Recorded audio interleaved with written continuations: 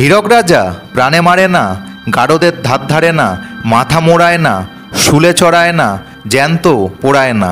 হীরক রাজ্যের শাস্তি শুধু একটাই, আর সেটা হলো মগজ ধোলাই। হীরক রাজার দেশে সিনেমাটিতে একটি কক্ষ অর্থাৎ ঘর দেখানো হয়েছিল, যার নাম ছিল যন্তর মন্তর। যে বা যারা হীরক রাজার বিরুদ্ধে প্রতিবাদ জানাতো তাকেই এই ঘরটির ভিতর ঢুকিয়ে দেওয়া হতো এবং একটি মন্ত্র চালিয়ে দেওয়া হতো। সেই মন্ত্রটিকেই সেই যন্তর মন্তরে থাকা ব্যক্তিদের মাথায় ঢুকিয়ে দেওয়া হতো। তারা প্রতিবাদের ভাষা ভুলে যেত। এভাবেই সম্পূর্ণ হতো মগজ ধোলাই। 1980 সালে মুক্তি পাওয়া হীরক রাজার দেশে নামক বাংলা চলচ্চিত্রটির মাধ্যমে কিংবদন্তি পরিচালক সত্যজিৎ রায় সমাজের একটি কঠিন বাস্তবকে তুলে ধরেছিলেন। বাংলাদেশের প্রাক্তন প্রধানমন্ত্রী শেখ হাসিনার দেশ ছেড়ে পলায়নের পর থেকেই এমন একটি গোপন কারাগারের সম্বন্ধে সোশ্যাল মিডিয়ায় চর্চা চলছে। এই গোপন জেলখানার ছদ্মনাম হল আয়নাঘর। এই অতি চর্চিত আয়নাঘর এবং হীরক রাজার দেশে সিনেমাতে দেখানো যন্তর মন্তর, এই দুটোই প্রায় একই। যন্তর মন্তরের কাজ ছিল হীরক রাজার বিরুদ্ধে যে প্রতিবাদ করবে তার কণ্ঠ রোধ করা, তারপর তাকে আটক করে তার মগজ ধোলাই করা। আয়নাঘরেও সেই একই কাজ করা হতো। 44 বছর আগেই সত্যজিৎ রায় বুঝতে পেরে গিয়েছিলেন যে আজকের দিনে এমনটা হতে পারে। সেদিনের কল্পনা যে আজ বাস্তবের সাথে মিলে গেছে, তারই প্রকৃত উদাহরণ হলো আয়নাঘর। আয়নাঘরকে বাংলাদেশ তথা গোটা পৃথিবীর কাছে এতদিন একটা রহস্য করে রাখা হয়েছিল। এই গোপন ঘরে থাকা বন্দীদের সাথে যে ভয়ঙ্কর অত্যাচার করা হতো, সে বিষয়ে জানলে আপনার হাত পা ঠান্ডা হয়ে যাবে। প্রত্যক্ষদর্শীরা এই আয়নাঘরের যা বিবরণ দিয়েছেন তা শুনলে আপনার গায়ের লোম দাঁড়িয়ে যাবে। সবটা শোনার পর আপনার এটাই মনে হবে যে এখানে বন্দী হয়ে থাকার থেকে মরে যাওয়া অনেক ভালো। কিন্তু এই আয়নাঘরের অবস্থান ঠিক কোথায় ছিল, কারাই বা এটিকে পরিচালনা করত, কাদের কি দোষে এখানে ধরে আনা হতো, এই সবটাই জানতে পারবেন আজ এই ভিডিওতে। তো চলুন শুরু করা যাক আয়নাঘর রহস্য। আয়নাঘর, না, এটা কিন্তু সেই আয়না নয় যেটির সামনে রোজ স্নান করার পর চুল আঁচড়াই, এবং এটি সেই ঘরও নয় যেখানে আমাদের চারিদিকে আয়না থাকবে আর আমরা মাঝখানে দাঁড়িয়ে দেখতে থাকবো কোনটায় নিজেকে মোটা লাগছে, কোনটায় রোগা, আবার কোনটায় খুব বেঁটে। আয়নাঘর কথাটা খুবই সাধারণ শুনতে লাগলেও এটি অনেকের জন্য অভিশাপ। এই ঘরেই হাড় হিম করা রহস্য লুকিয়ে রয়েছে। এই রহস্যের আস্তে আস্তে উন্মোচন হওয়া শুরু হয়েছে 5ই অগাস্ট বাংলাদেশের প্রাক্তন প্রধানমন্ত্রী শেখ হাসিনার দুপুরবেলায় পদত্যাগ করে দেশ থেকে এক প্রকার পালিয়ে যাওয়ার পর থেকেই। আয়নাঘর হলো একটি সিক্রেট কারাগার যেখানে মানুষজনকে গুম করে এনে রাখা হতো। মিডিয়া রিপোর্ট অনুযায়ী এই গুমঘর তৈরি হয়েছিল হাসিনার আমলেই। এই আয়নাঘর নামক গোপন জেলখানাকে পরিচালনা করতেন ডিজিএফআই অর্থাৎ ডিরেক্টরেট জেনারেল অফ ফোর্সেস ইন্টেলিজেন্সের একটি শাখা, কাউন্টার টেরোরিজম ইন্টেলিজেন্স ব্যুরো। সিটিআইবির কয়েকজন বড় বড় অফিসার যারা প্রাক্তন প্রধানমন্ত্রী হাসিনার আস্থাভাজন ছিলেন, তারাই গোটা আয়নাঘরটিকে পরিচালনা করতেন। এখানে মোট 16টি ঘর ছিল যেখানে একসাথে 30 জন বন্দীকে রাখা হতো। ঘরগুলিতে আলো বাতাস কিছুই ঢুকতো না। সারাক্ষণ একটি পাখা জোরে জোরে আওয়াজ করে চলতো। ঘরগুলিতে কোনো জানালা থাকতো না, একটি মাত্র লোহার দরজা এবং তার সামনে একটি কাঠের দরজা থাকতো। ঘরগুলি প্রায় 10 বাই 10-এর মতো হতো। ঘরটির উচ্চতা থাকতো প্রায় 20 ফুটের মতো। দরজায় একটি ছোট ছিদ্র থাকতো, সেখান থেকেই বন্দীদের ক্রিয়াকলাপের উপর নজর রাখা হতো। কক্ষের ছাদে একটি মাত্র লাইট থাকতো। আপনারা মোবাইলের স্ক্রিনে ঘরগুলির ছবি দেখতে পাচ্ছেন। সম্ভবত ওখানকারই কোনো কর্মকর্তা এই ছবিগুলি শেয়ার করেছিলেন।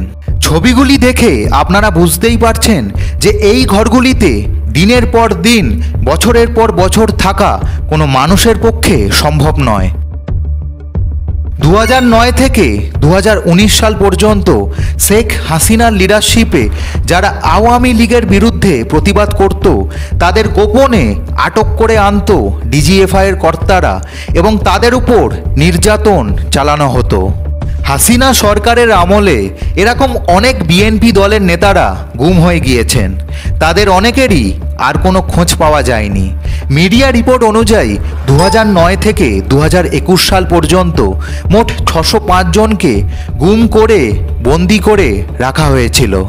ঢাকার একটি শীর্ষস্থানীয় মানবাধিকার সংগঠনের রিপোর্ট অনুযায়ী 2014 থেকে 2019 সালের মধ্যে 344 জন নিখোঁজ হয়ে গিয়েছিল। পরে তাদের মধ্যে 40 জনকে মৃত অবস্থায় পাওয়া যায়। দাবি করা হয় এখনও প্রায় 200 জন গুম অবস্থায় রয়েছেন।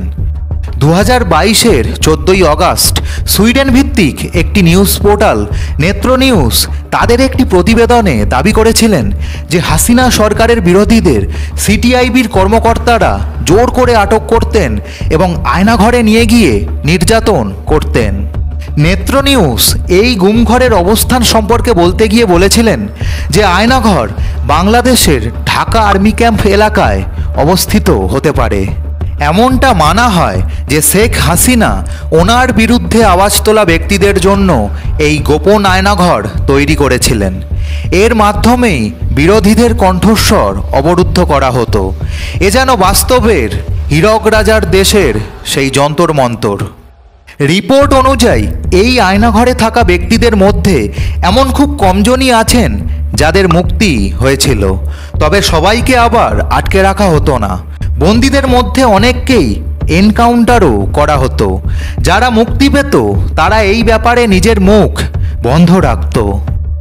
আপনি জানলে অবাক হবেন যে আয়নাঘরে থাকা বন্দীদের বিনা কারণে আচমকাই আটক করে আনা হতো।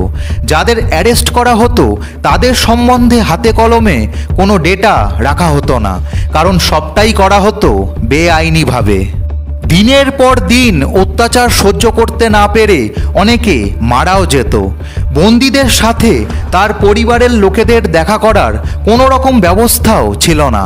কোনো বিচার ছাড়াই এই নির্মম অত্যাচার চলত।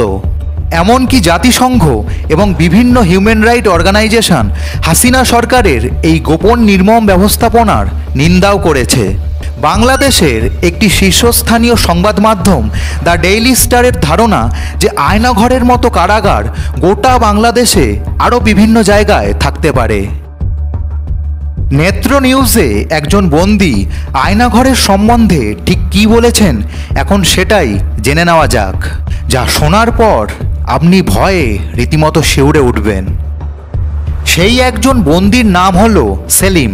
তিনি নেত্র নিউজকে জানিয়েছিলেন যে তাকে আচমকাই মাথায় টুপি পরিয়ে আটক করা হয়েছিল। সেলিম বলেছিলেন আয়নাঘরের ঘরগুলির দেওয়ালে অনেক লেখা দেখতে পাওয়া যেত।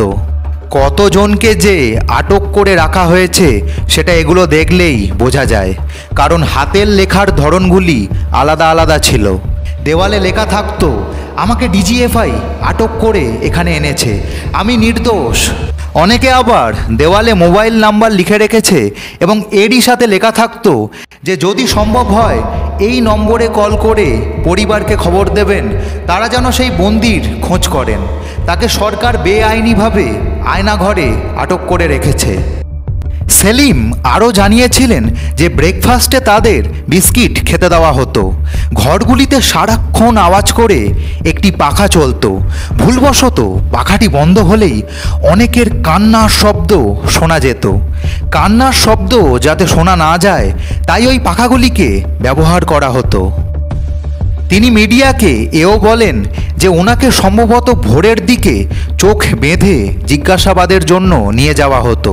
তারপর ওনাকে প্রশ্ন করার সাথে সাথে প্রচণ্ড মারধর করা হতো। উনি কষ্টে কেঁদে উঠতেন। তখন তার মুখে কাপড় ঢুকিয়ে দেওয়া হতো। কারণ হিসেবে আয়নাঘরের কর্মকর্তারা সেলিমকে জানিয়েছিলেন যে সেলিম নাকি বোমা দিয়ে শেখ হাসিনাকে প্রাণে মারতে চেয়েছিলেন।